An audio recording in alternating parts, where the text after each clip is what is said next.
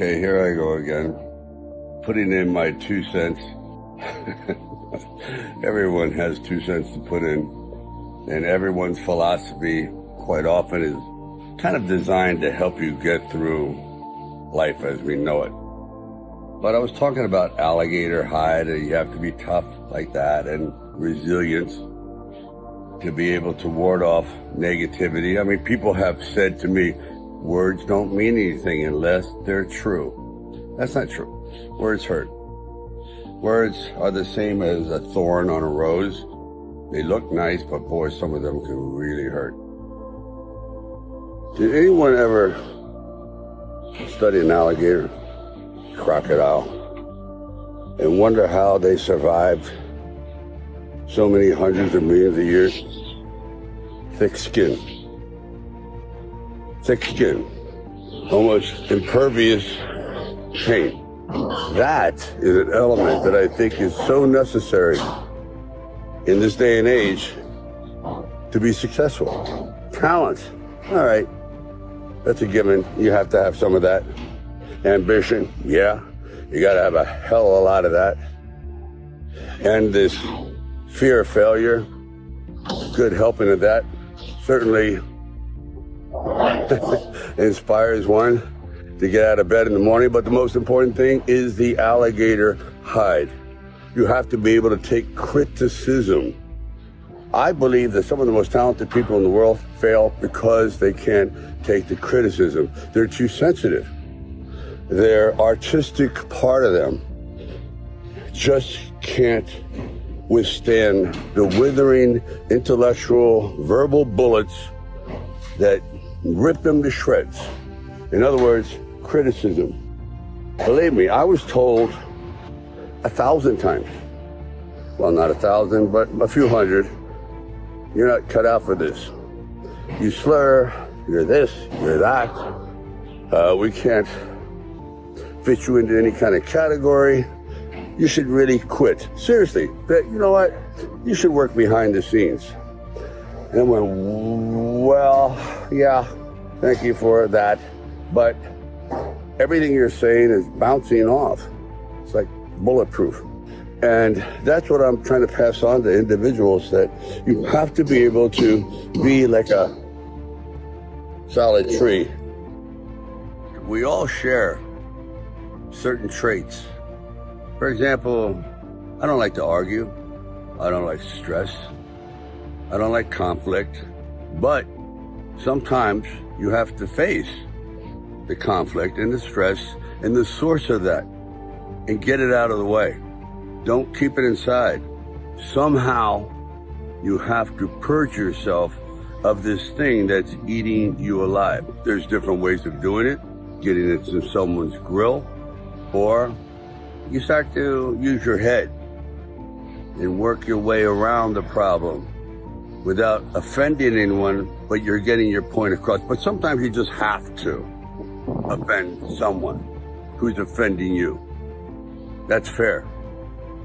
And it takes courage.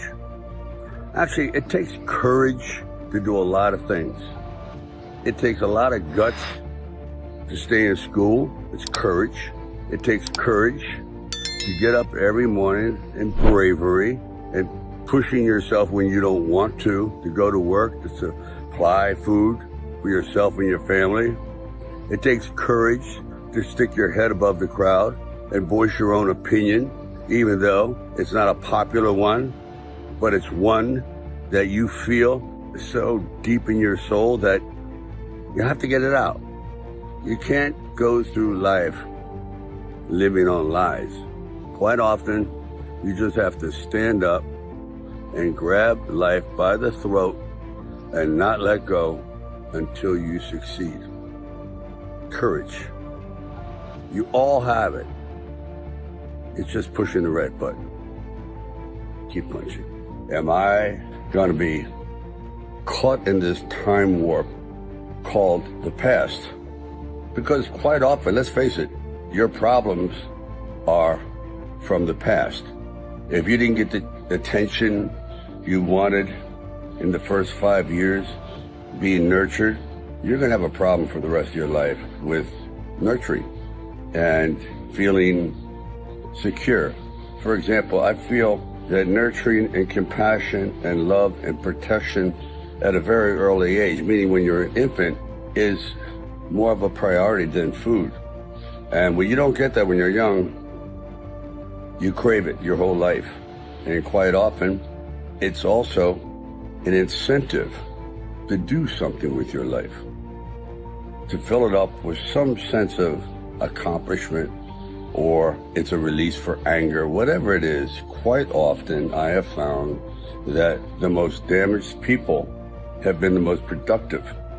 I know it's a horrible thing to say, but people that are missing chunks in their heart, gaps in their soul, because they weren't given the love and attention when they were very young, that can't be compensated for.